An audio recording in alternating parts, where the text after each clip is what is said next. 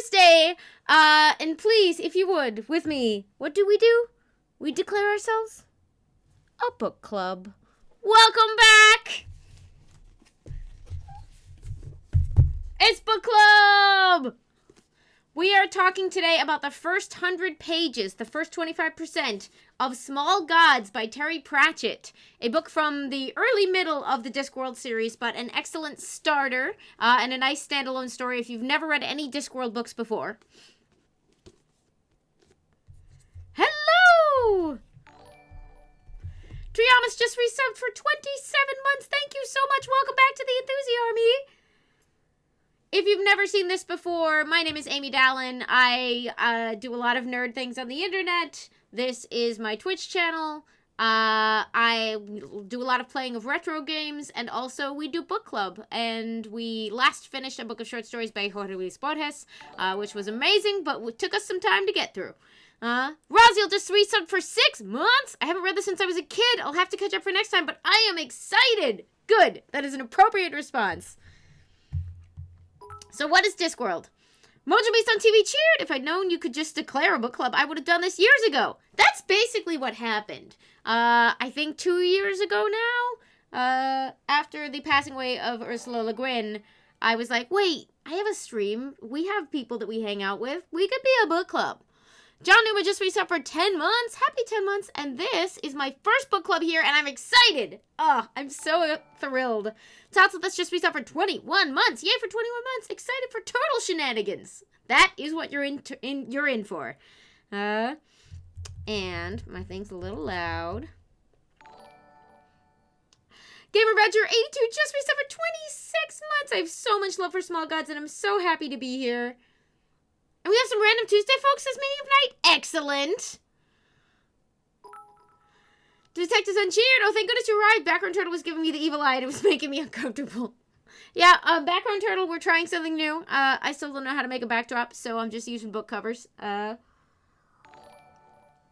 Newman says the Enthusi Army can have a little book club as a treat. Loves the sound of just resubbed for 25 months. Another one here who hasn't read this since childhood. Parents used to read Discworld to us at bedtime. The turtle moves, and the tortoise curses. Does he ever? Unsuccessfully, but he's trying. We might need an excited emote, Feathers Flight. That's not a bad idea.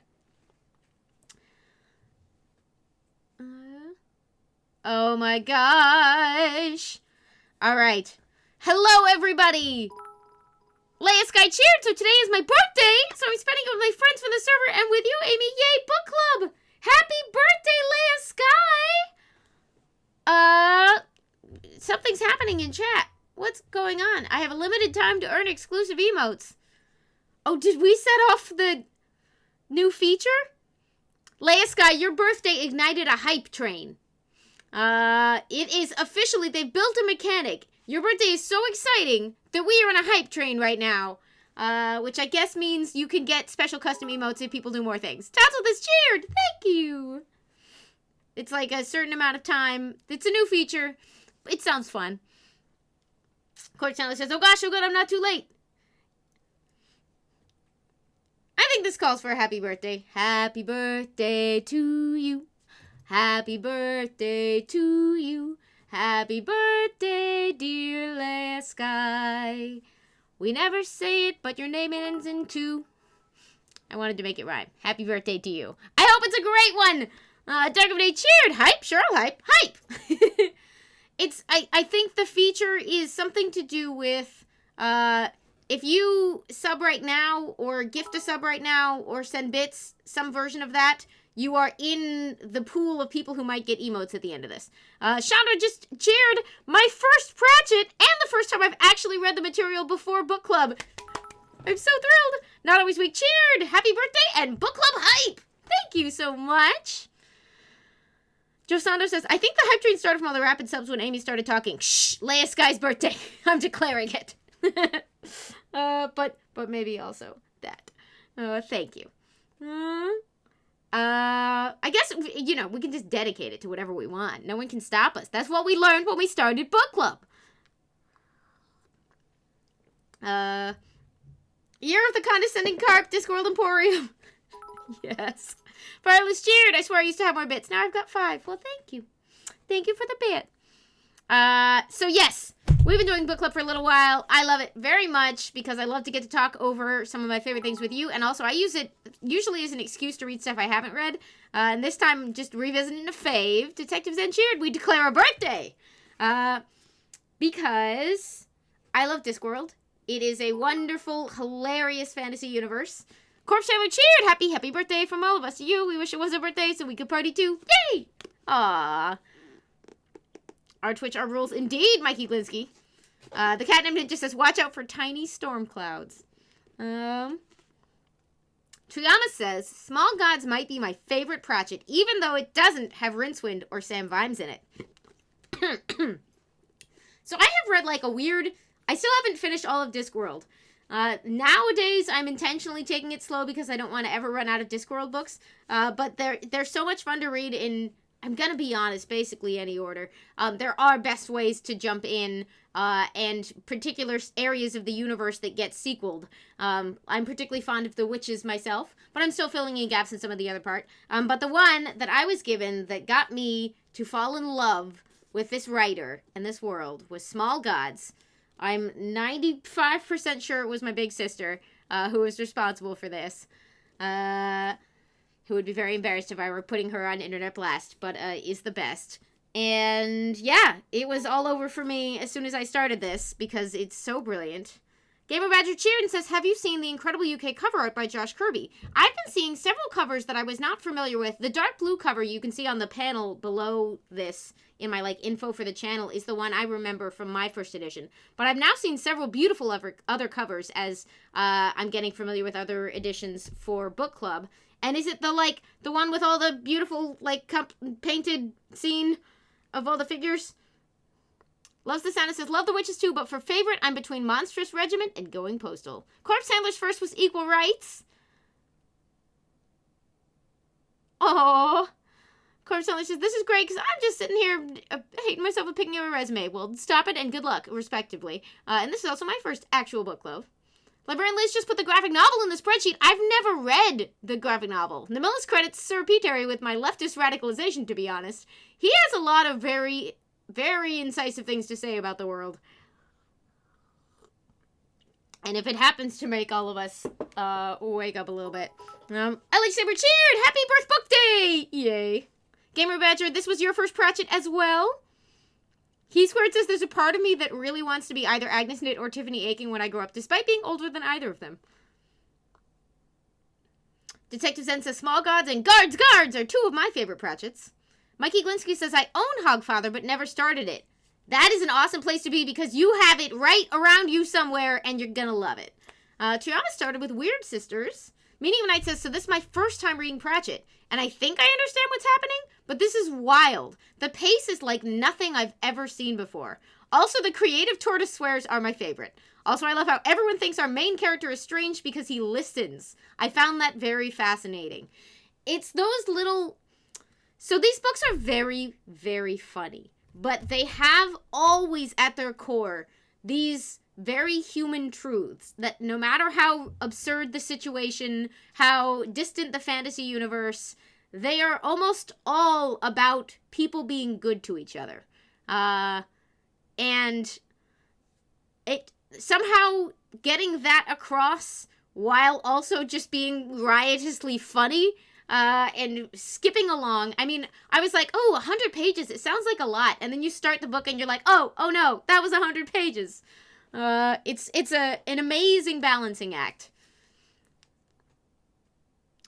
Mercury 83 started with Mort. John Numa says, my first is the first quarter of Small Gods. Yeah, the detailed oil painting. Yes, incredible. Aleph Sharp cheered. I'm waiting for my copy to arrive tomorrow, so I have to VOD this. Just popping in to say I'm excited for my first Discworld. Also, have you seen the Daisy Comics... What? Oh, sorry. Have you seen the Daisy Comics Awards that some of the Wednesdays are organizing? The nominations are out. Tweet me. Make sure. I think I've been missing things, and I want to shout about it. Lemonade says, this is my first Discworld. I was concerned at first about the very farcical tone. How long can he keep this up, I thought. And then I started finding these gems of phrasing. The truth is, it's very easy to start these and be like, this must wear thin. And then, like, 35 books later, you're like, how is it not wearing thin? But I also, you know, in a very Douglas Adamsy way, and, you know, rest in peace to Terry Jones in a very Monty Python way, you can be funny and speak truths in the same breath. Mikey Glinsky says, I don't know how to feel about Pratchett yet, but I'm eager to learn.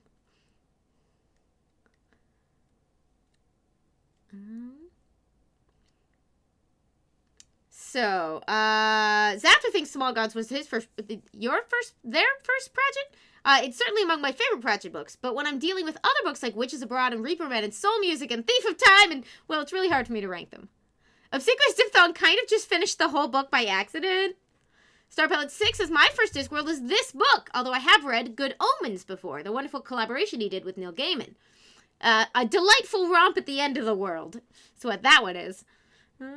Feathers Flight says, my friends handed it to me to read, so it's their fault. Gamer Badger says, he's very Black Mirror, but somehow makes it funny. Oh, nice. Detective Zen got a fantastic Audible deal where I got Small Gods for about $2. Feathers Flight says, it wore thin on me, to be honest, but I love how people appreciate it. Meaning of Night says, it's the tiny details. Like, damn, he listens, and that's surprising. No matter what, he listens and tries his best. Also, the little details of, like, he clicked his knuckles offhandedly, and then it becomes characteristically important. The small details are well crafted in this one.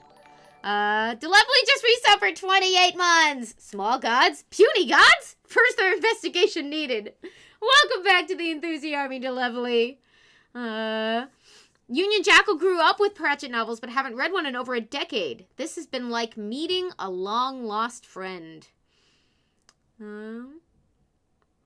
Goblin War says, it took an hour into the audiobook to get used to it. It's a very distinctive voice, but once you've spent time, it's one of those reasons that I both want to see a bunch of adaptations and don't know how you can possibly do it. The same feeling that I have with other very strongly voiced books where you're like, if it's not this narrator talking to you, how do you put it across?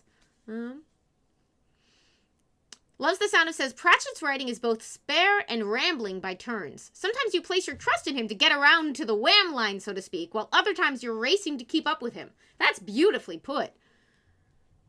Zather says, when a thing is funny, search it carefully for a hidden truth. I forget who said that. I think it was George Bernard Shaw, maybe? Sounds very plausible to me. Dark of Nate says, whenever I hear great, funny satire, I always mentally fall back to Jonathan Swift and his ability to satirize every aspect of society. Oh, Tatsutha says, having worked at a pet shop that sold small turtles and tortoises, I can confirm the personality of Ohm seems accurate to me. Aleph Sharp cheered! I have now added you in a retweet of it. Enjoy the Pratchett, y'all. Thank you very much, Aleph. Haunt of Han says, I got my copy from the library yesterday and I read it last night! Yes! Alright. Meaning Nights is also one of my favorite things for a long time about Gaiman, where those human truths just simply dropped, and I can see how Pratchett and him got along. Mojo Beast, that would not surprise me at all. Dark of Nate says, like Douglas Adams, so much of the humor comes from the structure of the sentences, it's hard to make that come across in other media. Bread is Best says, small gods are everywhere. All it takes is two snails' paths crossing. Mikey Glinsky says, I'll give him this. Good or bad, you immediately know you're reading Pratchett. It's a very distinctive style. I also love footnotes.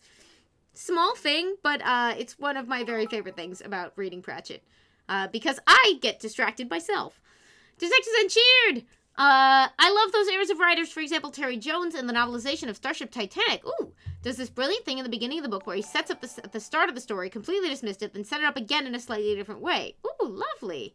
LH Saber is throwing a book fair for book club. Thank you so much. Wolfman3578, Spam Decerus, Gnome Saiyan, Mistress 911, and Jersey Go Liss. Thank you welcome all of you to Enthusi Army.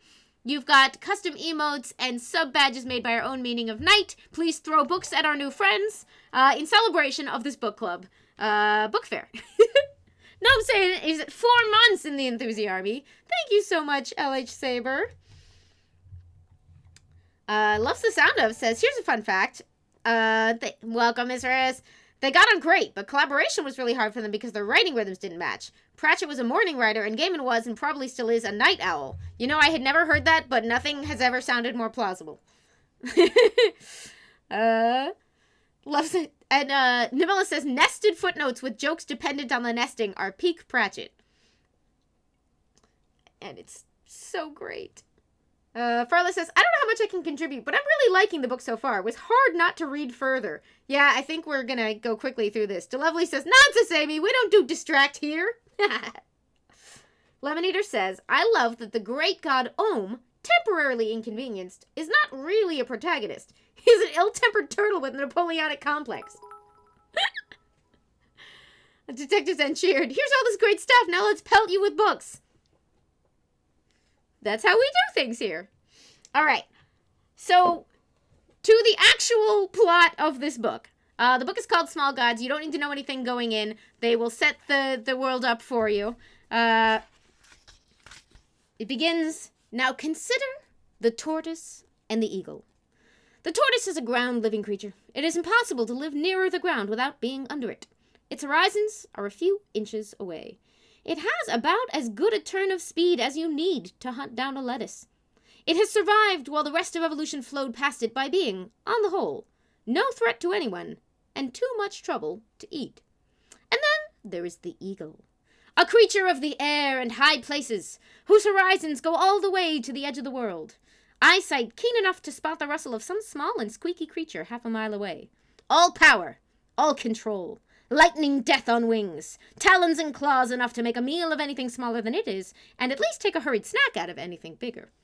And yet the eagle will sit for hours on the crag and survey the kingdoms of the world until it spots a distant movement, and then it will focus on the small shell wobbling among the bushes down there on the desert, and it will leap. And a minute later the tortoise finds the world dropping away from it, and it sees the world for the first time, no longer 1 inch from the ground, but 500 feet above it, and it thinks, what a great friend I have in the eagle. And then the eagle lets go. And almost always, the turtle plunges to its death. Everyone knows why the tortoise does this. Gravity is a habit that is hard to shake off. No one knows why the eagle does this. There's good eating on a tortoise, but considering the effort involved, there's much better eating on practically anything else. It's simply the delight of eagles to torment tortoises. But of course, what the eagle does not realize is that it is participating in a very crude form of natural selection. One day, a tortoise will learn how to fly. Thus begins Small Gods. Welcome to our new followers who came in during that one. Amity DNA, hello, I love this book. That is our precise feeling. Thank you.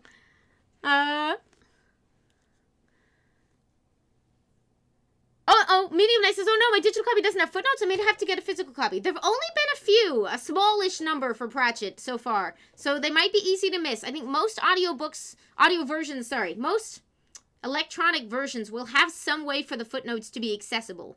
I don't know. We might be able to help you out on Discord, sort of point out the couple that there have been so far. I know when I was going through a digital copy, I almost missed one. Oh, that's great. Kelbar said, when I was at school, I did Shakespeare, Hamlet, and then we were given Weird Sisters to read. Retype that last bit for me, because I think you have some typos in there.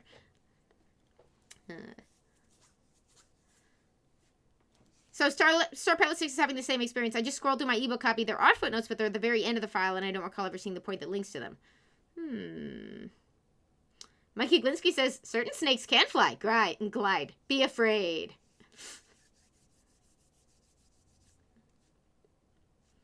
LH Saber's ebook copy has endnotes that hyperlink. Ooh, Chandra's Kindle version hasn't had any footnotes. See, this is good things. Week 1. Let's all, as we compare our various editions, how do we figure that out? Detective Zen says, it's ground. I wonder if it'll be friends with me. I know, it's a very Douglas Adams beginning, isn't it? Not Always Weak says, for the Men-at-Arms play version, we had a horn go off and our footnote walked onto the stage holding up a sign with an asterisk to read off the footnote. Oh, that's beautiful.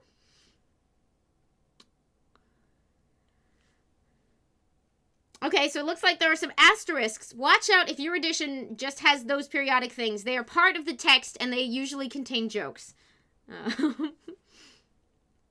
Lemonator says, my favorite quote, so timely because it's not limited to religious extremism. Fear is strange soil. Mainly it grows obedience like corn, which grows in rows and makes weeding easy. But sometimes it grows the potatoes of defiance, which flourish underground. Mercury 83. I never had trouble when I was a bull. The number of eagles who can pick up a bull, you can count them on the fingers of one hand. LH Saber says, usually contain jokes. They are 100% hilarity. Yeah, I mean, I'm underselling it, because...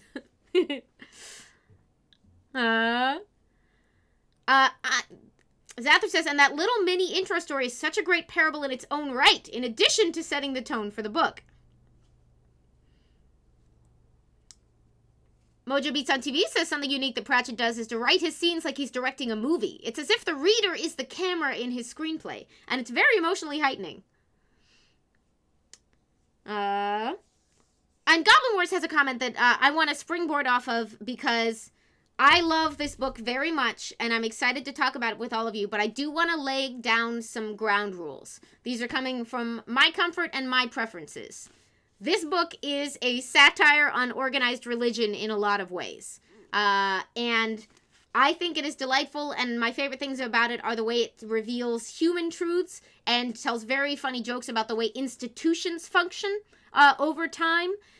I want to make sure, and please, independently contact one of the mods or reach out on Discord if you feel that if we end up in territory where this isn't happening. But here's what I want from this discussion and what I trust all of you to be able to deliver because I know you guys.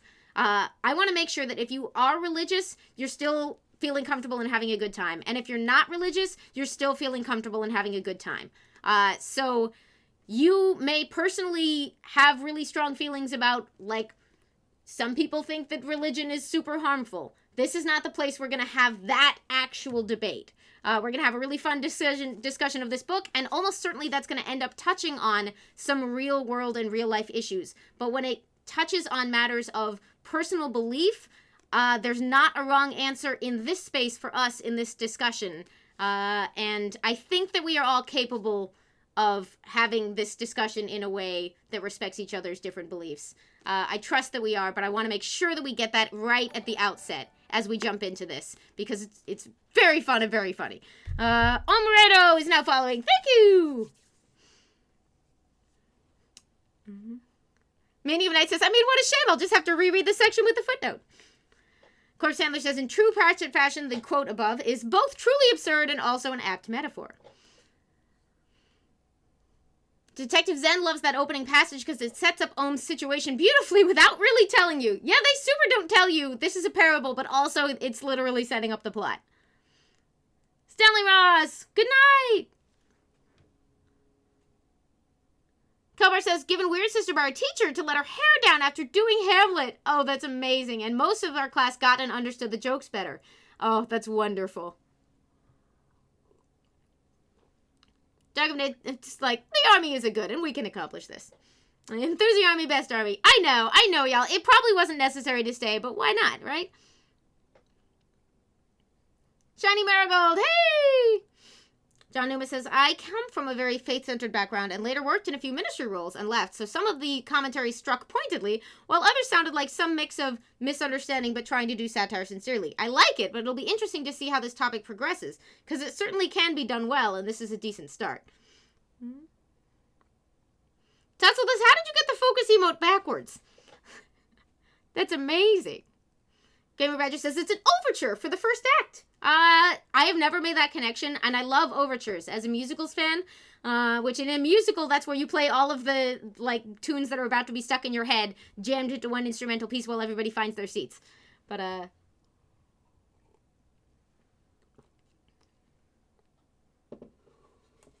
Lord Darkan, we did an off-day King's Quest the other Friday, I think it was. The video's up on Twitch, and we will likely be getting in some King's Quest today, depending how long we spend talking about this.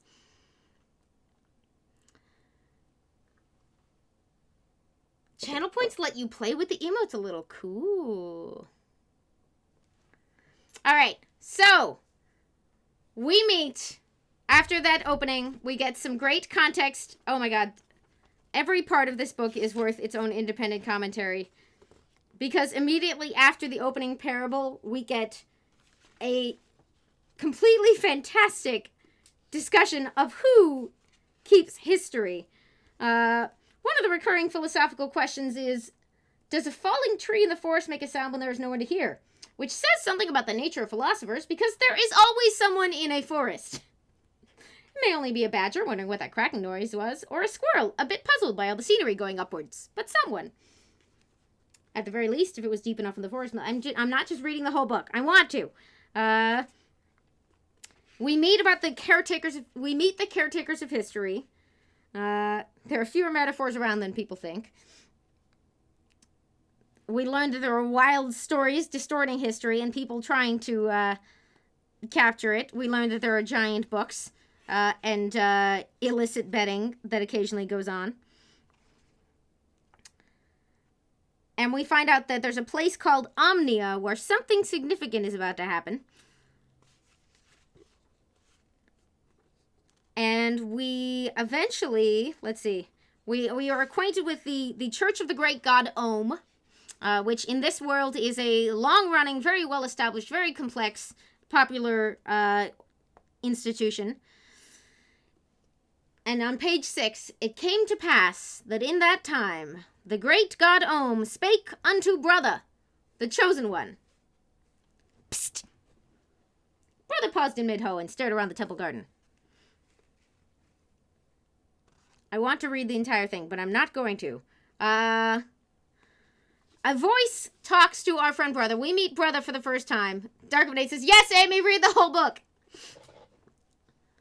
Gamer Badger says, also of note, when was this first released? 1992, says Loves the Sound of.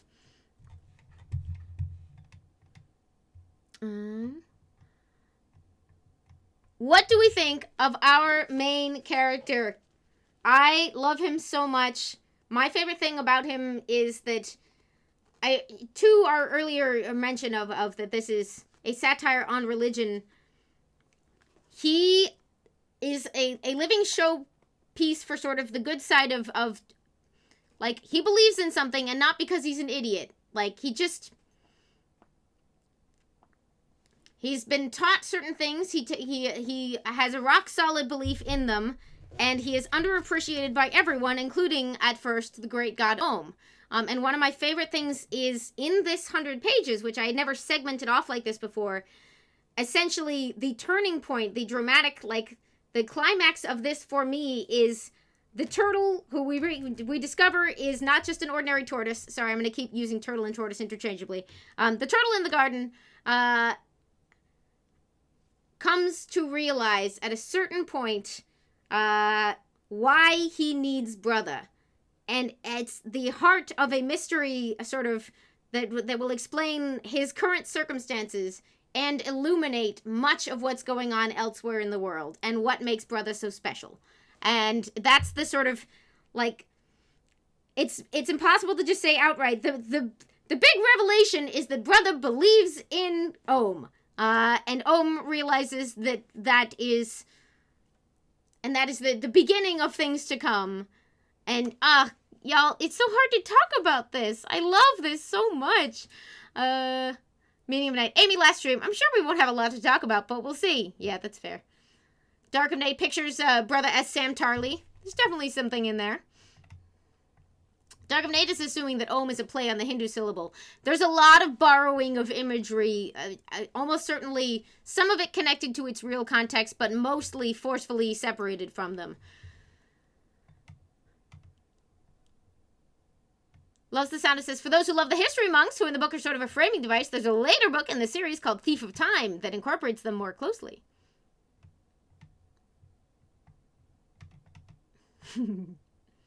Oh, Gamer Badger appreciated the presence of badgers.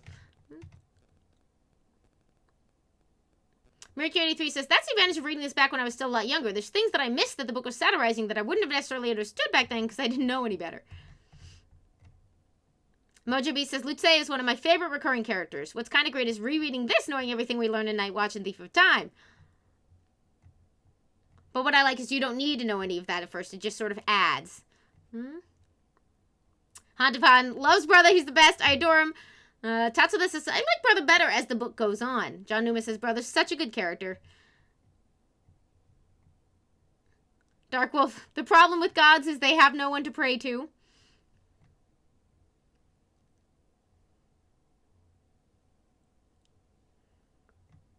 Maggie May, is that... I haven't heard that. I was listening as a test, but is there really a custom disclaimer from Pratchett on the Audible version to not play the whole thing or you'll get in trouble? Gamer Badger says, the psst breaks me every time. It's very Python. Mojo B says, Brother's a great protagonist. He's a wise, pure soul, underestimated by everyone. Not Always Weak says, is anyone else thinking Holy Horns every time Amy says, Great God Home? Yeah, Namilis says, Brother believes in Ohm, and that is the extent of the faith. And that's just part 1, says Gamer Badger. Shiny Marigold says, for me, that was one of the saddest parts of the book. All those people following the church, but only one who sincerely believes. It's a heck of a thing. A Hontapan says, Brother's just great. I love how in this religion of pain and suffering, he is known as a kind person. Triana says the Finnish language doesn't separate turtles from tortoises, so I always use them interchangeably as English as well. I have no excuse. Fifth Daughter says, covering the whole series, one of the things I really like is watching how the world matures as he writes more books. Because some of them are obviously very silly jokes. Like when he has a area of his world that is named after candy that is supposed to, like the vaguely Egyptian thing referenced here that's written as Jelly Baby, which I definitely didn't get when I first read this. Thank you, Doctor Who, for making that one make sense to me. Brett is Best says, Mel Brooks' History of the World musical part fits in with this book. Because, yes, Brother is good and kind and pure, but not everyone around him is. Some of them are perfectly well-meaning, but just, you know, tend to have a lot of demons talking to them. Aki is now following. Aki is now following. Thank you. But Zaptor says, Brother certainly develops more facets as the story moves, with good reason. Obsequious Diphthong says, considering the people are called Omnians, it might also be a reference to Omni, which was a sci-fi magazine back in the day.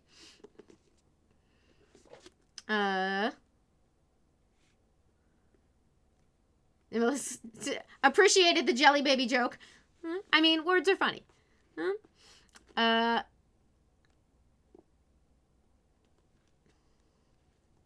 Joe Saunders says, I liked that the example of a bishop who follows the church but doesn't believe in Ohm was told in a genuinely funny way.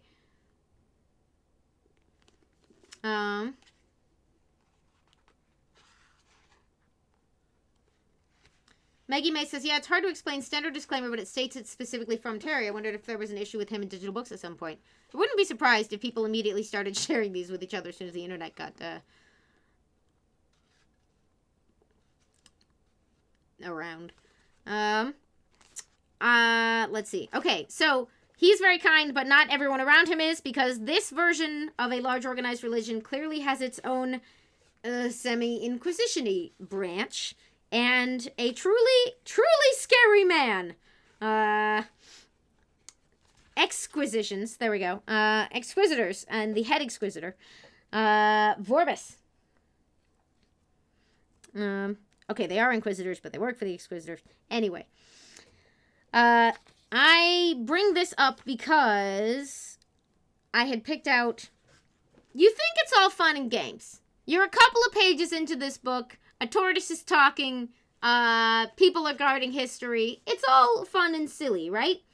And then they start describing the people who work, the inquisitors, at this place. There were things to suggest to okay, it has to be said, there was little to laugh at in the cellar of the Quisition. Not if you had a normal sense of humor. There were no jolly little signs saying, you don't have to be pitilessly sadistic to work here, but it helps. But there were things to suggest to a thinking man that the creator of mankind had a very oblique sense of fun indeed, and to breed in his heart a rage to storm the gates of heaven. And then it ducks back into funny mundane details about mugs and postcards and retirement presents. And it all meant this, that there are hardly any excesses of the most crazed psychopath that cannot easily be duplicated by a normal, kindly family man who just comes into work every day and has a job to do. And the extremely menacing postscript, Vorbis loved knowing that. A man who knew that knew everything he needed to know about people. And the book comes along and just smacks you in the face there with the banality of evil. Chandra said, as a student of medieval Spanish history, that hit really, really hard. Mikey Glinsky says, I did love how we started with an Inquisition just to know where we stand. Loves the Sound of says, Deacon Vorbis is probably one of Pratchett's most soul-scouringly horrifying villain.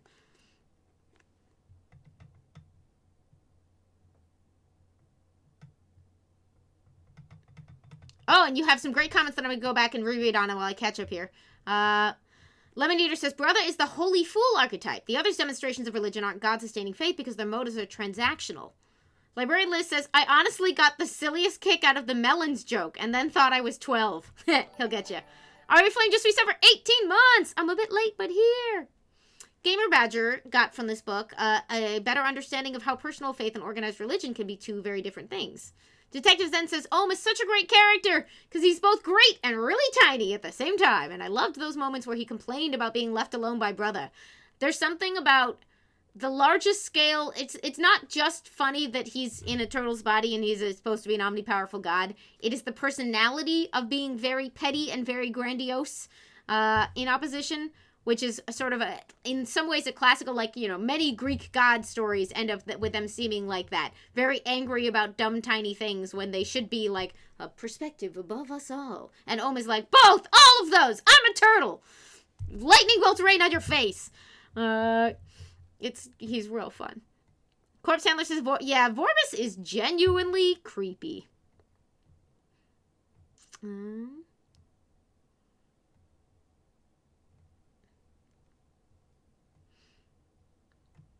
Star Pilot 6 agrees that line hit me hard.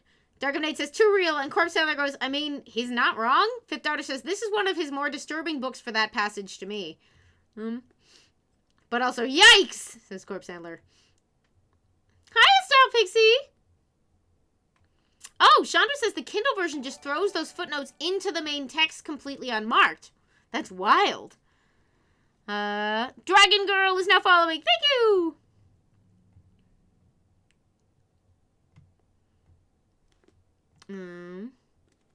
Math Magician's Kindle marked them as pop-ups. That's so weird.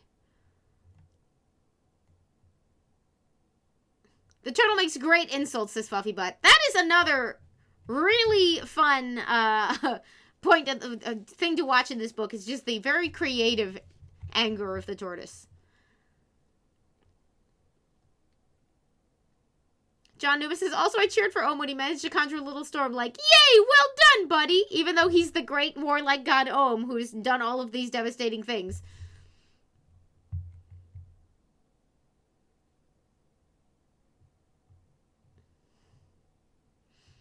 Heart of Handprints audiobook club today as I'm at work right now, but happy to get to listen in. It's quite the interesting book so far. Oh, I'm so glad.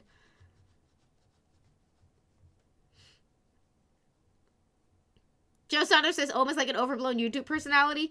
I think, like, I mean, we have a line called cult of personality, and cult as the relationship of cult and religion, especially when you get into the ancient world, is a very fuzzy one.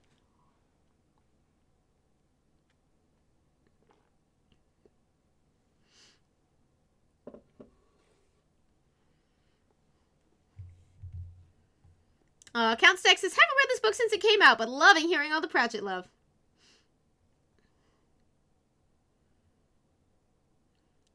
Not Always Weak says, I like Om's realizations of the atrocities being carried out in his name and how skewed and changed things have become over time. And by like, I mean, it makes my heart hurt.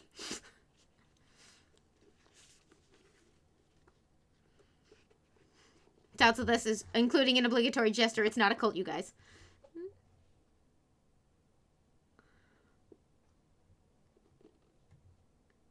Loves the sound of, yeah, that moment of, where were you, me?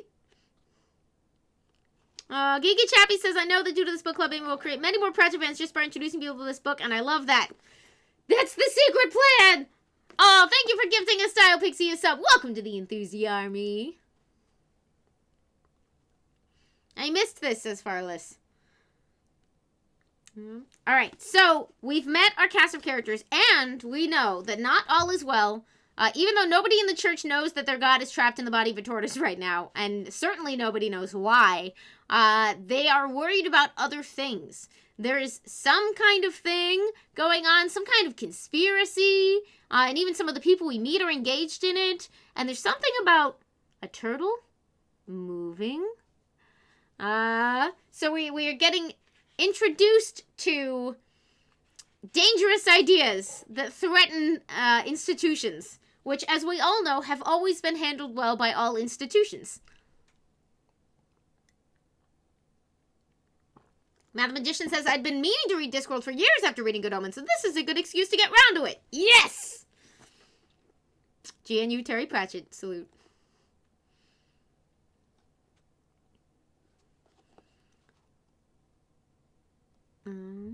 Yeah, Maggie May says, yet Ohm seems to be the being that supports them when he curses. It's good writing.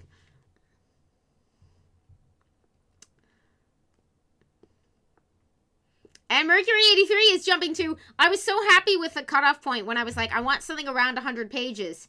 And I was like, do I do it right before or right after? Because we also met, and this is where the standalone value of this book is absolutely one of my favorite things about it. But if you happen to have read some other Discworld, you got real excited right toward the end of this section, because we met a good friend of ours with a very distinctive manner of speaking. And what I love about books is that you can decide for yourself what that sounds like if you use a bunch of smallish capital letters for all of your dialogue.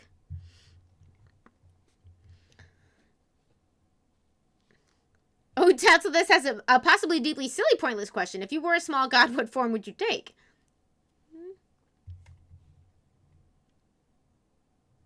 Corpse Handler is rather fond of the tiny mice that sleep in wheat stalks. That sounds lovely. Meaning of Night says, I also love how the reason for war is they are definitely heretics and madmen, and we're definitely not counting the trade and resource benefits.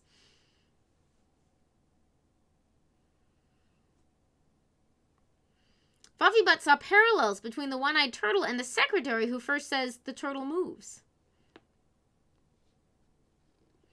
Darkwolf says, I really like how they introduce new facets of Brother as things go on. Like how he's not slow-witted, he's genuinely deliberative thought because of how his brain works differently than others. And you get to see that, like, his brain works differently in some ways that seem like weaknesses to others and others that seem like superpowers. His memory is so much fun.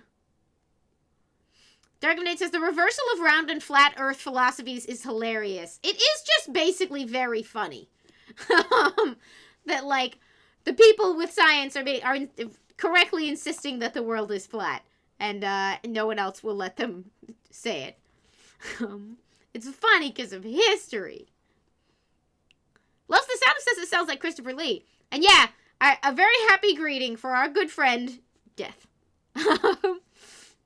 Okay, so you all think he sounds like Christopher Lee, which is fair.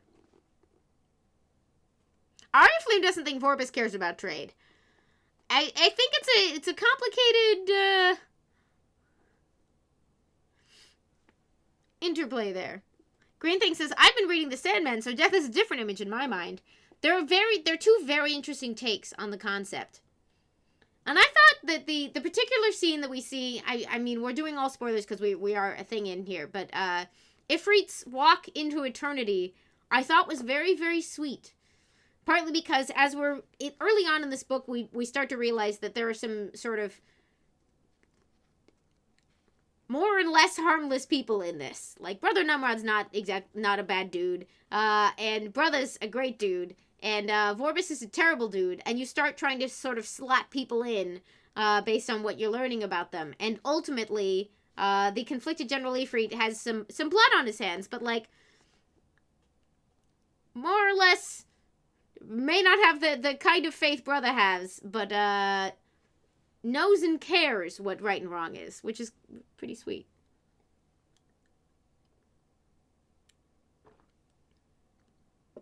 So far, unless you found that stuff was confusing, I think, based on my first experience with it, like, I felt like it made sense at the time. You get more context on it later, but you kind of just need to know, like, oh, death.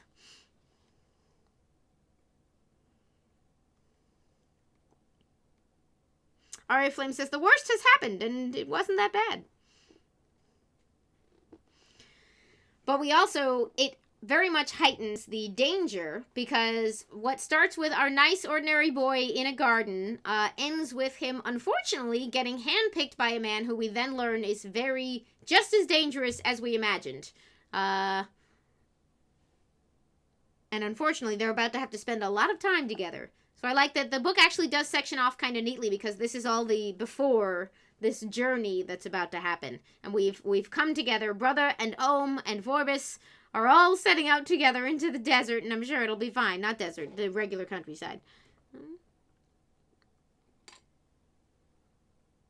Not Always Weak says, the Death Desert in this book is one of my favorite things to show a lot of how the character motivations function.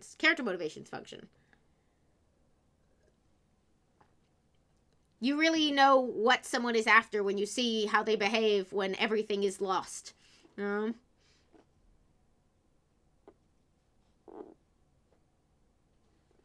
Numa says, having only read these 100 pages, I didn't know the death was such an important character in here, but this was a really neat intro. Oh, I'm so glad. Yeah, I think it works in context. It's just, if you read a lot more Discworld, you're gonna meet him again, is all I'm saying. And maybe some family. Corpse Sandler says, like, Vorbis is evil, but, like, I think in the other reasons for an invasion front, he's a means to an end for more distant players. Yeah, I think he believes in purity and cruelty. I think those are his things. Darkwolf says, Teth has come a long way since the first few Discworld books.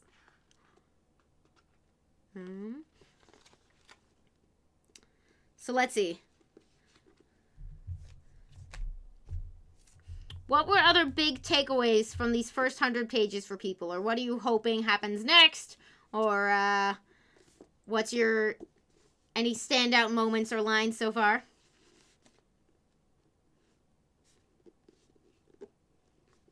Shiny Marigold says, death is a constant, even in fiction.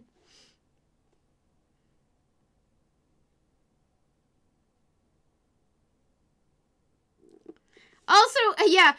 trying to pick an end line without it being too much of a spoiler was a real struggle, because John Newman says, knowing that our end was Freed set out, I met that scene between Vorbis and Frida's. Oh, Frida's gonna live through this until... oh. Woo.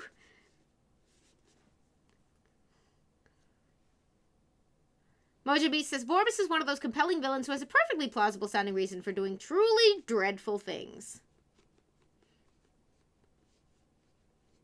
Dark Wolf says, the writing style! He's jumping between scenes happening simultaneously from multiple points of view, and it still feels like it flows naturally.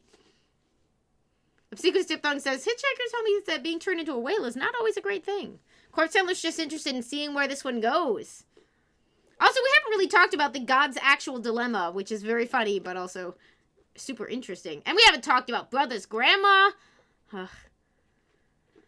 Not Always Weak says, the Brazen Bull is always terrifying, no matter all the rereads. Gamer Badger says, Death is the only character to appear in every book. Star Pilot 6 says, I don't like Vorbis, but I agree with him that Brother is a title best to be avoided.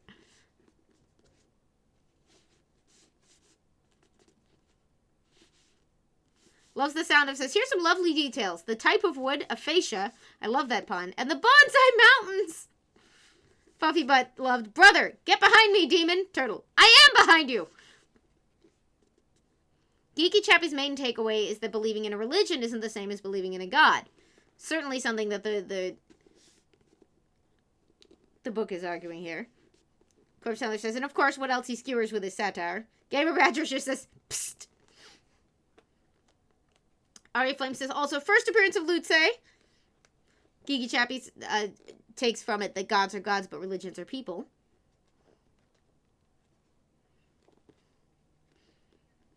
And the truth is that, you know, organized religion has done a great many things, some of them wonderful and many of them terrible. For instance, one of the unheralded good sides of the exact organized religion tradition that did some of my least favorite things was the way that, like, high medieval era, a lot of European women found, like, access to education and community and power over their lives in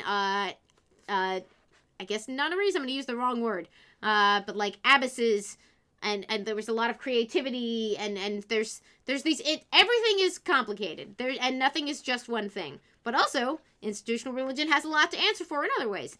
So I know I said that I was going to avoid this stuff, but we're not avoiding it. We're just trying as much as possible to make sure that we aren't shitting on anyone for no reason. Darkwolf says, I don't remember much from when I last read this book, but there's one scene at the very end I remember clearly that I'm very much looking forward to discovering again. John Numa says, in a city made of rock, built on a rock, the chances of being dropped on a pile of dirt or fertilizer, I remember, which maybe it wasn't clear, was an interesting touch. There's so much wonderful, like, in a book like this, what is coincidence and what is blessing? What is divine coincidence? Does destiny have a role here in a book that's also ostensibly about sort of, we can see a looming idea of science versus faith, but we're also having faith versus religion, and it's all happening while a turtle's making funny curses. Coach, the rock creature, is now following. Thank you.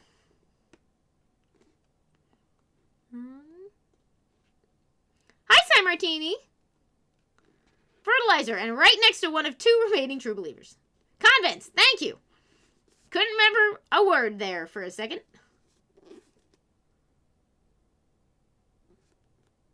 Loves the Sound of says, yeah, actually, here's a point about this book that I never noticed, and something that happens in a lot of Pratchett books. There's one lady, if any. I mean, it's probably not a coincidence that I bonded to the witch books first. A lot of my faves, we noticed it in Borges,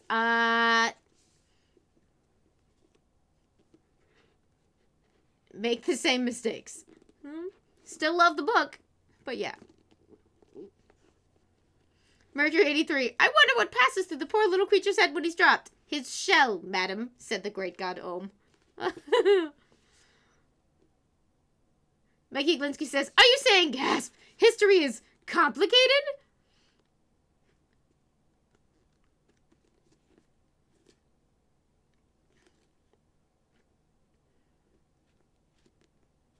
Hunt of Hunt says, I thought the whole part where Ohm was granting prayers while being kicked around was super interesting. And I mean, what a come down for a god to be literally, like, knocked around like a soccer ball by a gathering of his most fervent believers. Yeah, Loves the Sound of says, Pratchett makes the point about segregation in churches to keep the sight of half the population from making men hear voices. And he's firmly on the right side of history in who he's making fun of there. But where is that half the population, Sir Terry? Oh, Vagabond, thank you! We love our book club. And yes, certainly, if you are doing a parody of a religion that primarily instituted power only in one gender, you're gonna be telling a lot of stories with people of that gender. That's,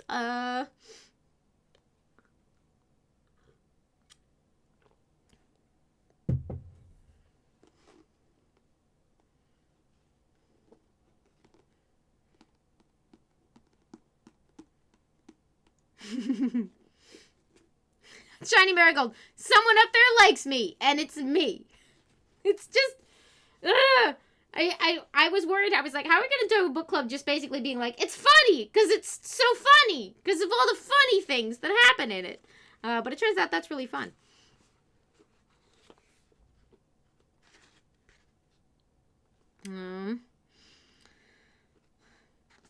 So yes, we've got the environment, we've got the stakes, we've got company on hand off to blah.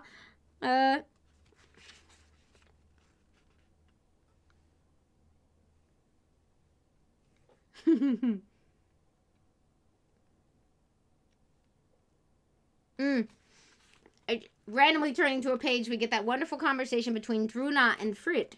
And they're talking about levels of militancy in the church. And he says, of course, the church has been far less military in the last century or so, much taken up with the mundane problems of empire. Awkward silence. They're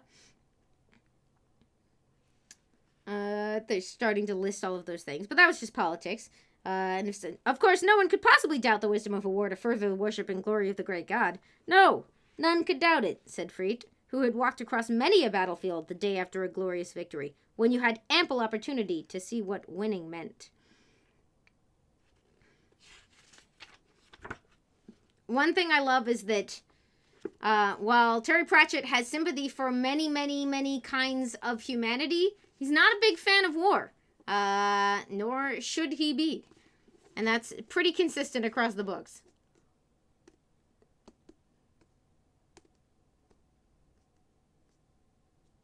Oh yeah, Shiny Marigold says the names of the hymns are hilarious and terrifying. I mean, he is trampling the unrighteous with hooves of hot iron. It's funny because they're not that far off from some things, and also because they're ridiculous. Geeky Chappie points out many Discworld books are based on the idea that things exist because people believe in them, but this book really is taking that idea to the fullest. Unrighteous. Yes, thank you, Shiny Marigold. And Mini of Night says, I love how he knows all the hymns, but everyone ducks for cover.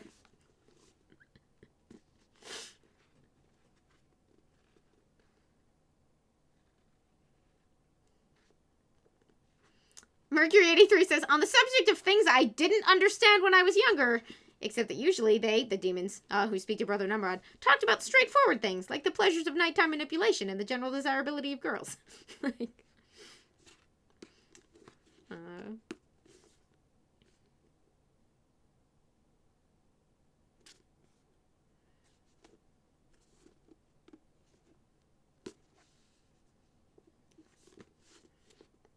Mikey Glinsky and Mercury 83 have correct simultaneous responses.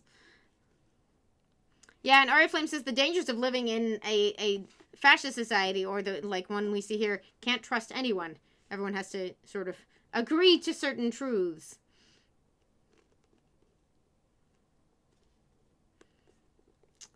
Thank you for doing the full lyrics. Absolutely nothing.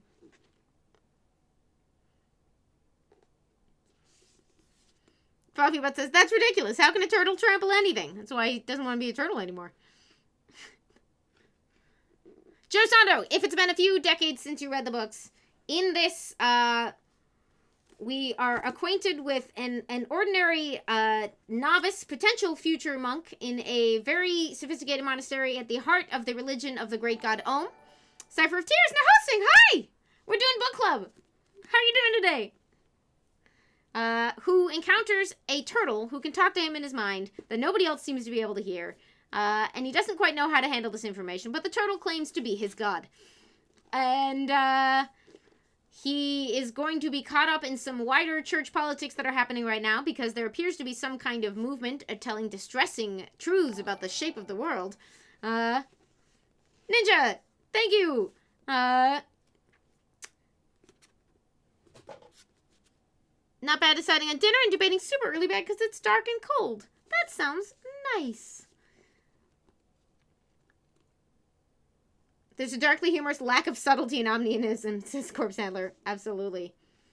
Aria Flame says, in a way, this is a coming-of-age story for two characters. It really is. So, those two very unlikely allies. This novice who has a lot of unquestioned assumptions about the world and has had no reason to question them, but has been raised by his extremely faithful and religious grandmother to believe deeply in the great god Om, who is currently a tortoise, and apparently trapped there,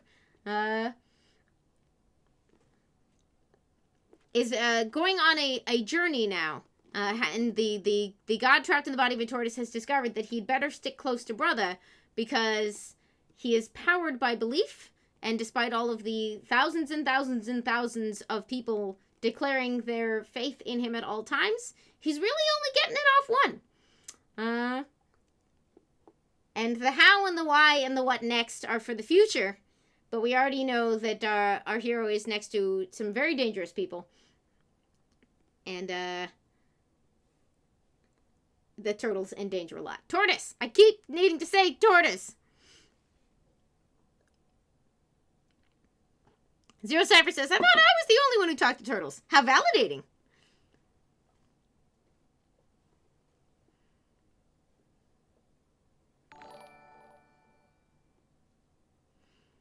see patterns is now following. Nice name. Believe with a capital B.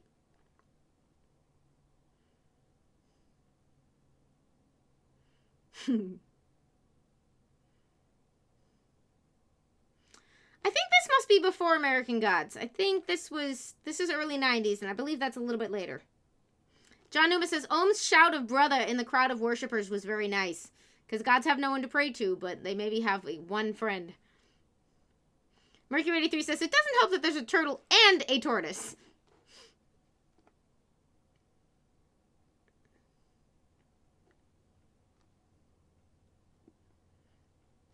Bye, Shonda VDG.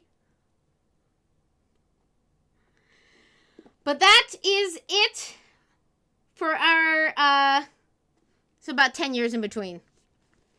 That is it for our first chunk of Small Gods.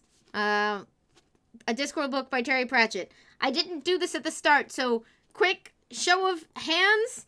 I guess if this is your first Discworld, say, and you don't mind identifying yourself, please put first in chat. And I don't know, if it's not, just write Discworld. Because I'm curious how many people are coming to this for the first time and how many are revisiting it. So many of you! Oh my gosh! Corpse Sandler says, I like that moment. Everybody needs somebody. Sometimes that somebody's a god, sometimes that somebody's an initiate. First. Discworld. There was a bit of a gap before I declared the two. First, but been meaning to forever. Oh, wonderful! I hope you are enjoying it. The great thing is that many of the books, they are not all about religion or turtles. I mean, they're technically all about a turtle. But, wait, what do I do with my hands now, says Detective Zen? Dark of Night. Wow, what? My chat is way behind. First. Oh my gosh. Storytime Sunday says, sorry I missed the stream. I was doing my Storytime stream. That's awesome. Looks like about half and half, which is lovely, says Namillis. Grey They says, Discworld, though I'm just a book club voyeur right now since I didn't reread it for this. That's fair. Fluffy Butt says, I may have fallen in love with the book. Obsequious Diphthong says, they are mostly about institutions of some kind, though. Yeah. Institutions tend to have flaws, and those flaws, in these hands, are very, very funny. Dark of Night cheered! Lol, my stream is so far behind, chat. I said first Discworld before I understood the rules. Not Always Weak is married because of Discworld. Met my husband when we were in a local production of Men at Arms together. He was Captain Carrot. I was Sybil Ramkin. That's incredible. Zather says, I've read Small Gods enough times that I think I can do this by memory.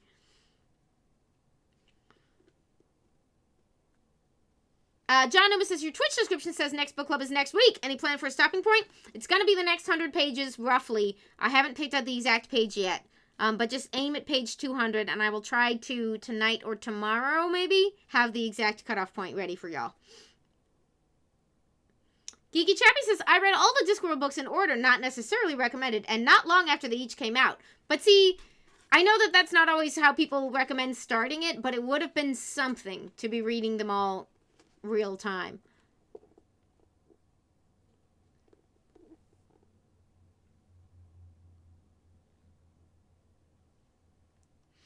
Loves the sound of, I would recommend in the Corgi version, bottom of page 200.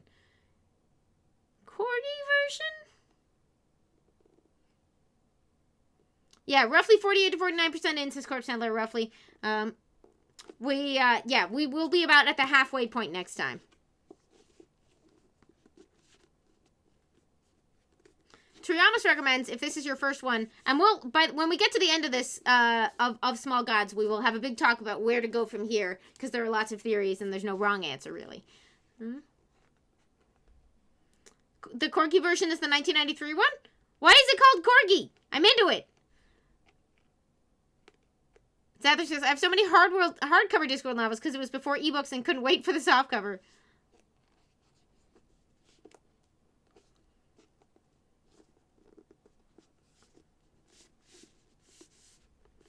Mercury83 says, crap, I remember not starting with Mort. That was number 2. I started with Interesting Times because of Rincewind. Damn, my memory's terrible. Sir Terry. Yes, I should remember that. Count's Texas, I only started reading Pratchett after coming across a signed copy of Color of Magic in my local bookshop. After that, I kept up with each release. Amazing. Mini Knight says, we will do some Discord sorting. We will. It's the name of the publisher? I had that. I never noticed.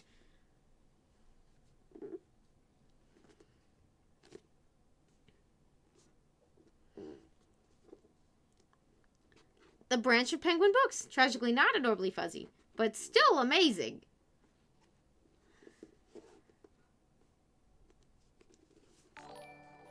Disco Droids is now following. Oh, excellent. Welcome. Fifth Daughter says, I started by chance with Feet of Clay, and it ended up being my favorite.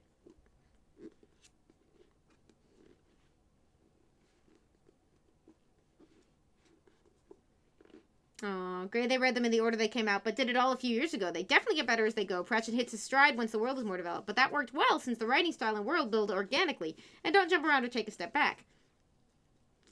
There's an argument for that as well. This has been such a pleasure. Welcome back to Book Club.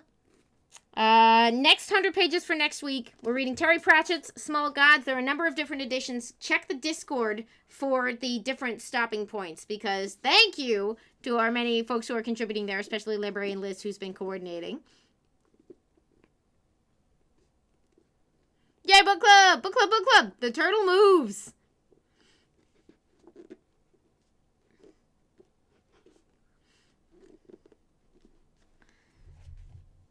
And I had been planning on also doing some gaming today, but I might have to leave it at just a short stream, because I have some business stuff that I didn't get taken care of before.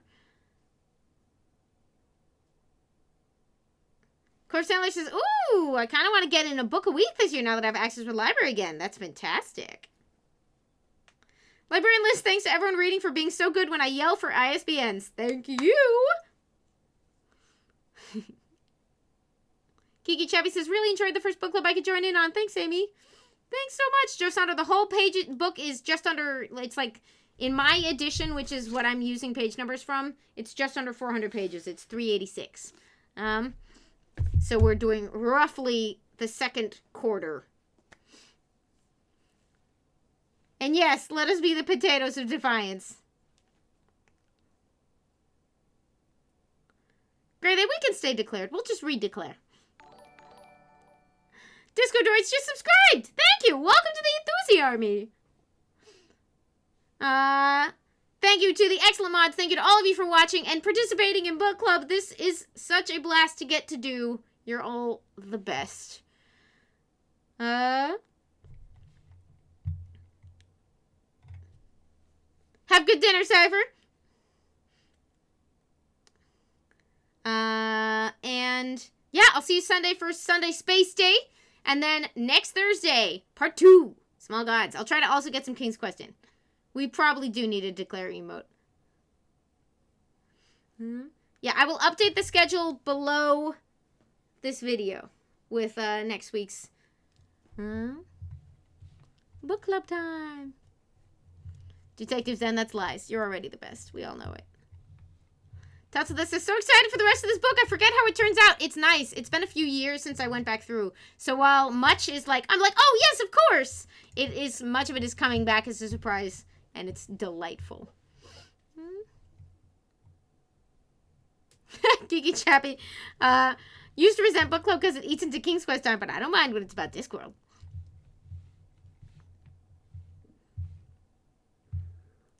Librarian Liz has never read this one. I'm going to go back and play this video and look at everybody's firsts. It's exciting. Who? Let's see. I think Josephine is live. You want to go say hi to Joe, everybody? Oh, Obsequious Diphthong. You can meet in the middle. We have all the fun. One day, a turtle will learn how to fly.